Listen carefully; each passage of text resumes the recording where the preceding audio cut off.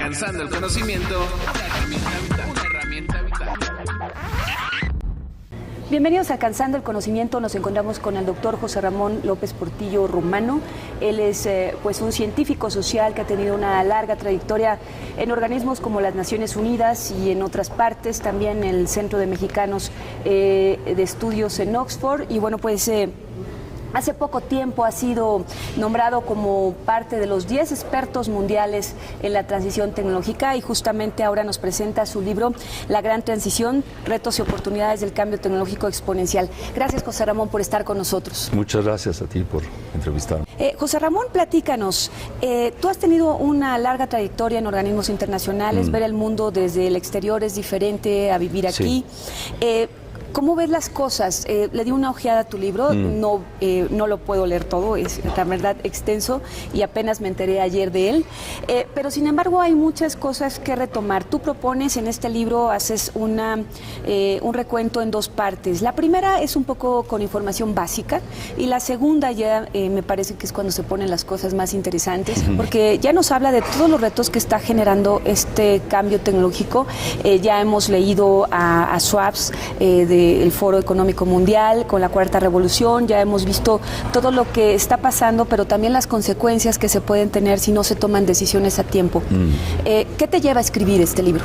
Bueno, en primer lugar, un interés personal y el hecho de que, como tú lo mencionas, desde que comencé a trabajar en Naciones Unidas y luego para Naciones Unidas, mi principal preocupación era ayudar a México a través de estas actividades externas independientes.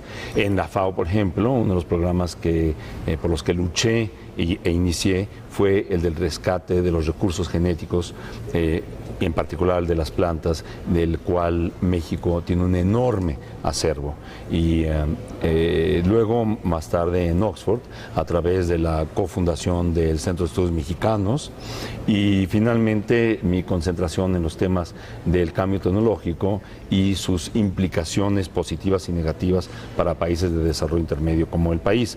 Pero mi principal motivación es que casi la totalidad de los materiales que yo he leído están en otros idiomas y no en español, y hay que rescatar la divulgación de estos temas en español y hacer consciente a nuestros pueblos de lo que ofrecen estas nuevas oportunidades y los retos también que conlleva las tecnologías.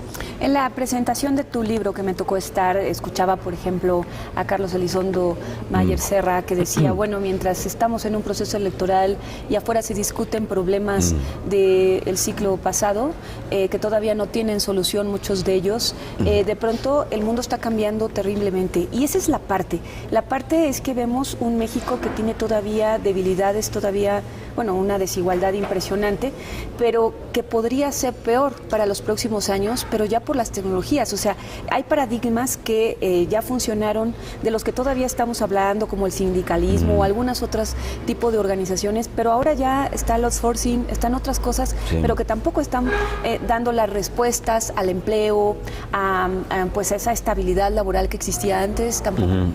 Tienes toda la razón. Efectivamente, este tema y el libro en particular es relevante para los problemas que se están discutiendo en las campañas y que se deberían estar discutiendo en todas partes del mundo. Es relevante para la lucha contra la corrupción, es relevante para el logro de mayor transparencia, de mayor eficiencia, de mejor actividad pública y privada, es relevante para, obviamente, los empresarios, pero también para asociaciones sociales y hasta culturales y religiosas, artísticas, etcétera.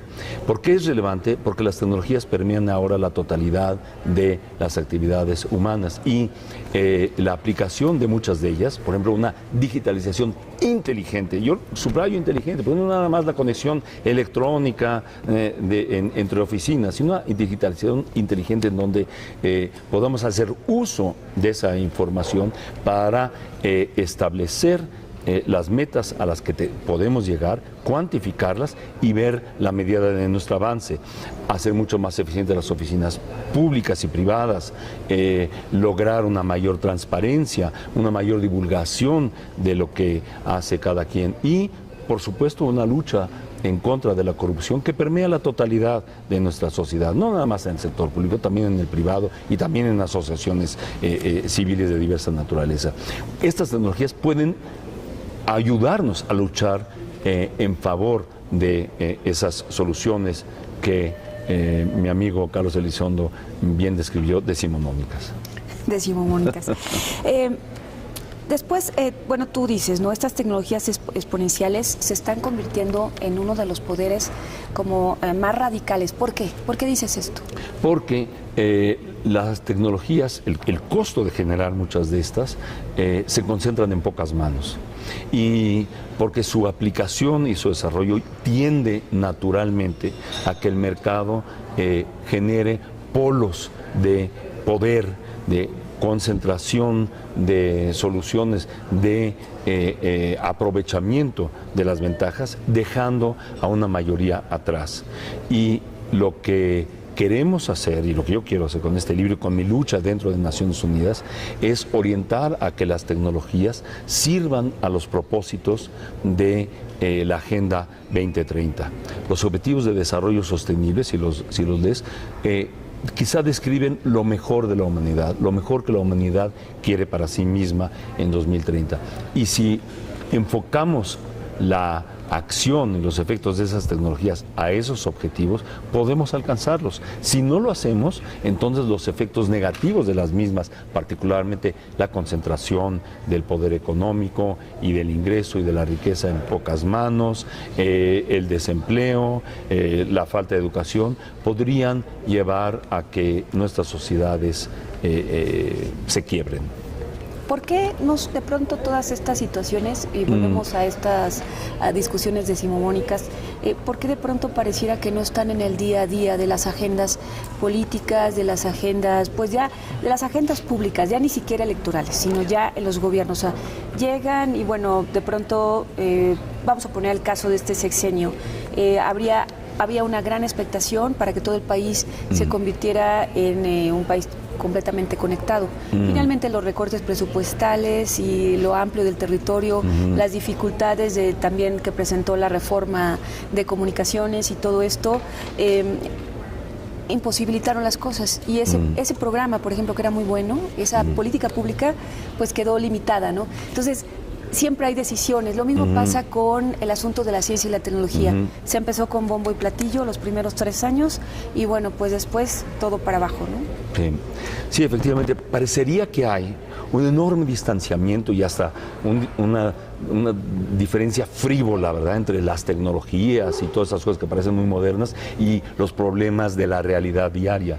Y sin embargo están íntimamente interconectados. No solamente están interconectados, su solución, la solución de esos problemas, depende de la aplicación de las nuevas tecnologías. Por eso la visión de muchos políticos y de muchos burócratas que siguen viviendo en el siglo XIX, y me refiero a todos, también a empresarios y también a líderes sociales, y me refiero a líderes religiosos y a artistas, piensan que no existe esa conexión y no ven que a través de las nuevas tecnologías pueden encontrar una enorme cantidad de satisfacciones a sus necesidades, a sus preocupaciones, a sus luchas.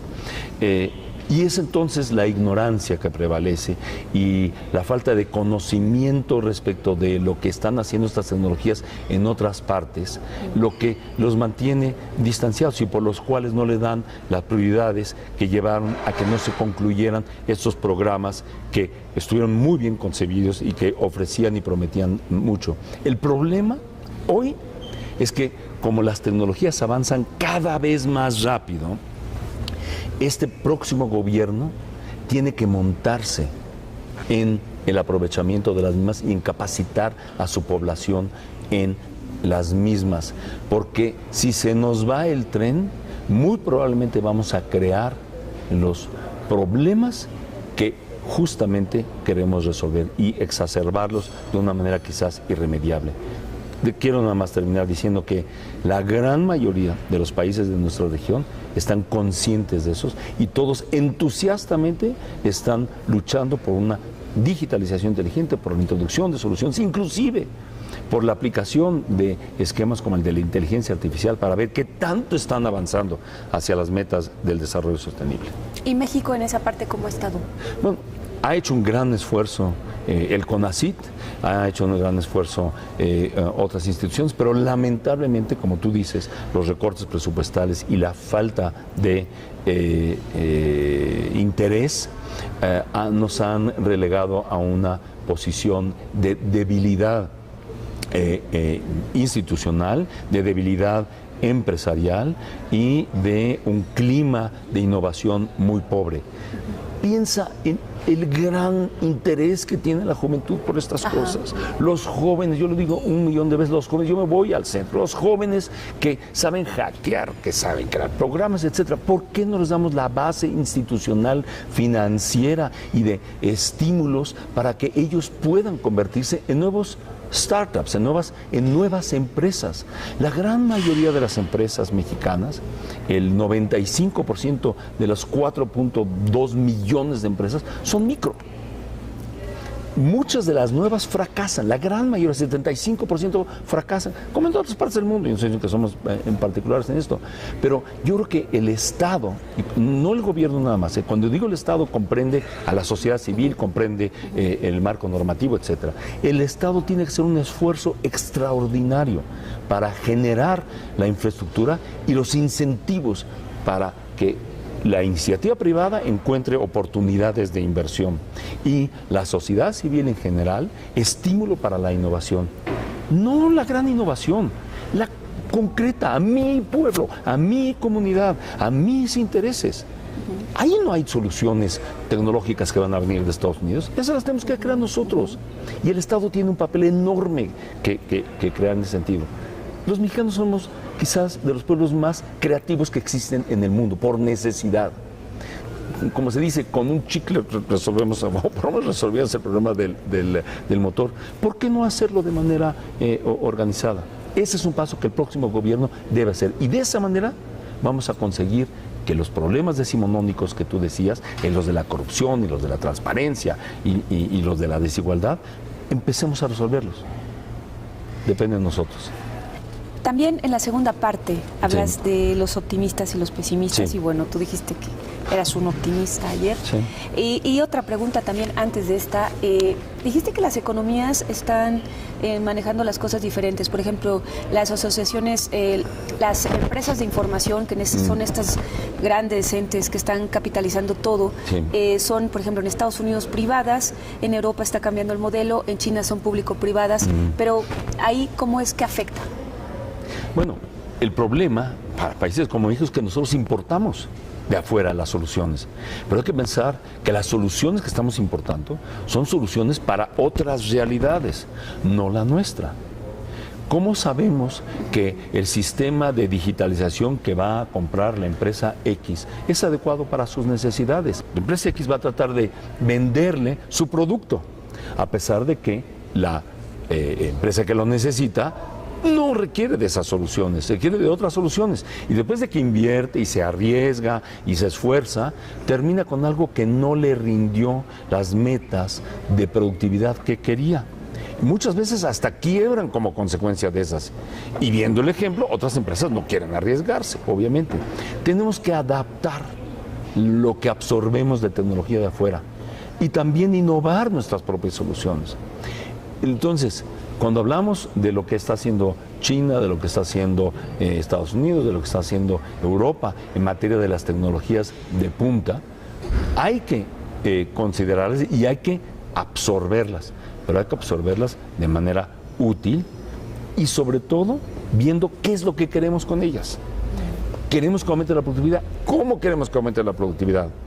Vamos a concentrarnos en desplazar gente o al contrario, a capacitar a la gente para reabsorberla. Las metas las establecemos nosotros, por eso yo hablo de una nueva concepción del papel del Estado en todo esto.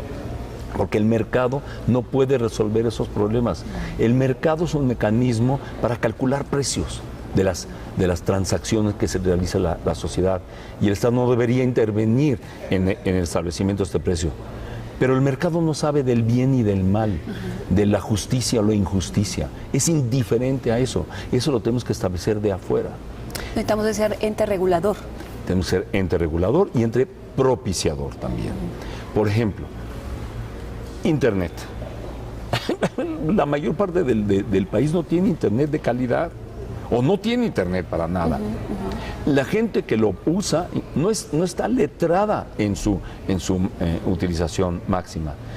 ¿Por qué no lanzar un programa de mejoramiento de la infraestructura tecnológica y de capacitación de la población como existe en otras partes del mundo? No vamos a inventar el hilo negro. Están allí las mejores prácticas y no debemos dejar a nadie atrás. Esa es una de las prioridades más importantes, no dejar a nadie atrás. Claro que tenemos una industria aeroespacial, claro que tenemos una gran industria de autopartes, pero somos fundamentalmente maquiladores, hay que admitirlo. Somos maquiladores y maquiladores también de tecnología. La tecnología que generamos aquí por las grandes empresas, la hacemos porque aquí te cuesta menos utilizar a los ingenieros de lo que te cuesta en otras partes. Pero, ¿y lo nuestro? ¿Y nuestros intereses? ¿Y el resto de la sociedad? ¿Y la polarización y la desigualdad? ¿Cómo la vamos a atacar? Al no ser una economía que justamente no desarrollamos esas capacidades, esas vocaciones como lo hicieron otros países y somos solamente un país maquilador, ¿crees que estemos a tiempo de alcanzar esa Agenda 2030? Absolutamente. ¿Por qué? Absolutamente, porque a diferencia de otros países que han seguido la ruta tecnológica, etcétera, con todos los costos y riesgos que implica, México puede dar saltos adelante tecnológicos. Acuérdate lo que pasó con las líneas telefónicas y con los celulares. En lugar de tener que construir las líneas telefónicas y luego tener que comprar los celulares, podemos ir directamente a los celulares en lugar de hacer todo este costo. Buena parte de la investigación ya está hecha afuera. No la vamos a poder sustituir, pero sí podemos utilizar estas poderosísimas tecnologías y adecuarlas a nuestras necesidades. Eso es lo que puede hacer México. Y yo creo que ese salto hacia adelante estamos en muy buen tiempo de hacerlo, pero tenemos que hacerlo ya, porque esto va aceleradamente. Y si no, las fuerzas, es una palabra inglesa que se está apenas adoptando, disruptivas, pueden causar trastornos sociales, políticos, económicos muy graves en la próxima década o en los próximos años. Ahí justamente hablaste de eso, ¿no? Que habla una deflación, sí. Desempleo, desigualdad, la sí. brecha tecnológica cada vez será mayor. Sí. ¿Por qué? ¿Por qué va a pasar todo esto? No, yo no digo que va a pasar. No, de ninguna manera. Son los riesgos.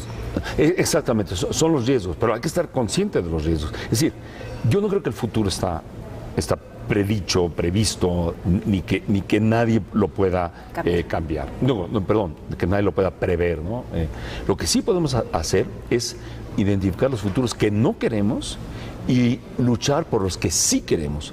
Y en ese sentido, lo que no queremos es mayor desigualdad, mayor desempleo, mayor injusticia, mayor corrupción. No queremos eso, mayor violencia. Queremos luchar contra eso. Y podemos hacerlo. Las tecnologías nos pueden llevar a una o a otra parte. Porque las tecnologías por sí mismas no son nada. Son herramientas. Y lo único que dicen las tecnologías es cómo las usamos. Si las podemos usar para bien. Entonces, yo creo que todas estas cosas, retos que tú acabas de decir, debemos estar muy conscientes para evitarlos. Y lo podemos hacer. México es un país extraordinariamente bien dotado para esto. Su diversidad y sus plataformas institucionales se pueden mejorar tremendamente para aprovechar este cambio tecnológico. Ahí habría que repensar, por ejemplo, en las energías, la alimentación, el agua, la gobernanza, claro. El conocimiento, los conflictos. Por ejemplo, si muchas economías están invirtiendo o invirtieron en el pasado en el petróleo, como los Emiratos Árabes, y ahora con esa transformación. La predicción del costo y la capacidad de la energía solar, por ejemplo, inclusive la más optimista, se quedó muy atrás respecto del rendimiento que está ahora ofreciendo esa tecnología. En la medida en que logremos tener energía renovable plena a un bajo costo, otras soluciones van a ser posibles, por ejemplo, el reciclaje de recursos no renovables. minar el cobre de la tierra es muy caro, pero minarlo de los tiraderos es quizá mucho más atractivo. Y es lo que muchos países están haciendo. O las tierras raras que se utilizan en la computación. Estados Unidos las mina de sus tiraderos, no las importa nada más de China, por ejemplo. Entonces, las soluciones tecnológicas te permiten avanzar hacia estas soluciones inimaginables hace unos años. Y luego, la conectividad, tanto de cosas y sobre todo de personas, te permite encontrar soluciones locales, soluciones colaborativas inimaginables también antes. Ahora está hablando un mexicano con un chino, con un vietnamita, con un brasileño, y están pensando, creando nuevas ideas y encontrando fórmulas que luego se pueden financiar también universalmente. Ese es el tipo de sinergia que queremos y en que tenemos que montarnos. Las soluciones centralizadas quedaron atrás. Tenemos que empoderar a la sociedad civil para que encuentre sus propias soluciones. Pero eso sí requiere un esfuerzo del Estado y de la sociedad civil para encontrarlas. Y mucha voluntad, ¿no? Mucha voluntad. Y una voluntad política decidida, que no sea variable y que no responda al corto plazo, ¿no? Y a intereses mezquinos o a intereses simplemente ignorantes. Por último, ¿cómo viste que la ley del CONACYT se quedó ahí en la trinchera? Lo sé, yo estaba apoyando en la medida de mis posibilidades al doctor Enrique Cabrero en esta cruzada que me parece fundamental. Lamento que se haya quedado a la mitad, pero yo espero que en un periodo de sesiones extraordinario se pueda aprobar esta ley, que es fundamental, es decir, que trascienda la política de ciencia y tecnología a los vaivenes políticos y sexenales en este país es crucial, porque no puede estar sometida una política tan poderosa a los intereses políticos del momento. Tiene que trascender a eso, tiene que ver hacia el futuro.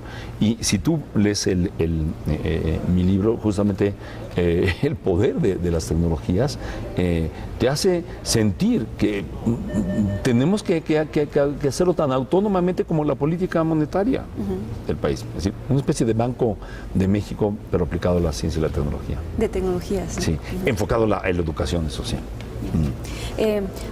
Por último, ¿qué les dices a los presidenciables? Que se pongan a estudiar esos temas y que creen un equipo y foros para estudiar el potencial de esas tecnologías, que no lo consideren como algo irrelevante y que vean el cruce entre lo que las tecnologías pueden hacer para resolver todos los problemas de los cuales están hablando y que lo pueden hacer aceleradamente en los próximos años. ¿Quieren resolver los problemas de la corrupción, como todos lo mencionan? Pónganse a ver las soluciones que ya han encontrado otros países.